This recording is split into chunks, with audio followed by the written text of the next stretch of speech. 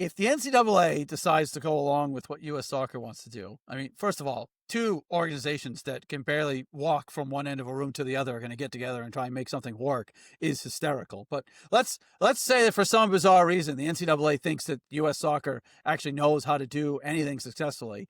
What does this mean? Is this like USL League Two? How do they? Is this it? Like a Vermont Green? Would they be done if college soccer becomes a 9-month sport? Well, first off, I want to give a quick plug to United Green podcast. We already did an entire episode on the NCAA stuff. So Well, please then expand. that's what I'm going to do, but you got to get that quick plug in, Tom. But I think it's going to be interesting. Obviously, like Sean mentioned, you have to wonder about the player pool. I would imagine similar to Sean, it would be rapidly probably eliminated in the sense that you now have a bunch of college players. They might still be willing to get fit. Again, it's a summer league. If it ends in sometime around May, maybe you get players, mainly for that July run of games.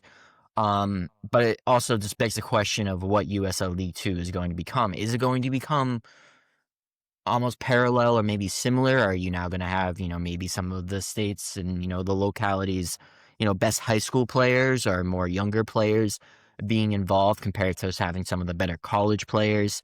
To Texoma's credit, taking them at face value for their, what they're saying, they do say that they're kind of doing this to be committed to that local area's kind of development of youth soccer. But like Sean mentions, you have, a new team pop up in Rodeo, and I would imagine, it seems very MLS Next Pro. So it'll be interesting to see if that happens. I mean, I'll tell you right now, if Vermont Green ends up doing something for another club, I would probably be surprised. But it's definitely interesting to see how that soccer landscape will kind of turn out. Because if they were to go to the NCAA was to do this, it would be a massive, massive change. And I think it would affect not only, USL League Two, but I mean, I would imagine you've already seen this cosmic shift in the type of players that are coming to the NCAA. It used to be that some of the top American players, especially, more on the women's side of the game,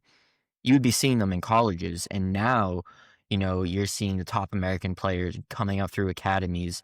And that's allowed for, international players who have come up through academies or, just looking to, potentially get a great education and then also continuing their careers in soccer to come over to the United States. I mean, you look at Vermont Green's roster, you have Arne Tativan, you have Enzo Dovolo, you have Julien Labordelou. Just based on Julien Labordelou's last name, he's French.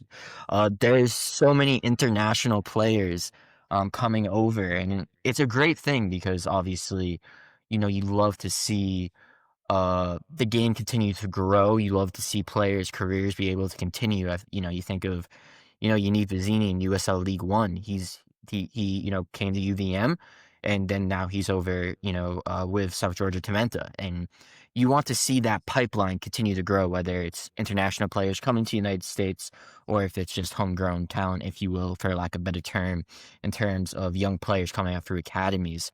But I think the Texoma situation, if I have to compare it to the North Carolina situation, maybe I'm more favorable in the sense that I'm going to take them at face value in the sense that they're looking to invest in maybe youth development, which, as Sean said, could be the future in terms of what USL League Two is.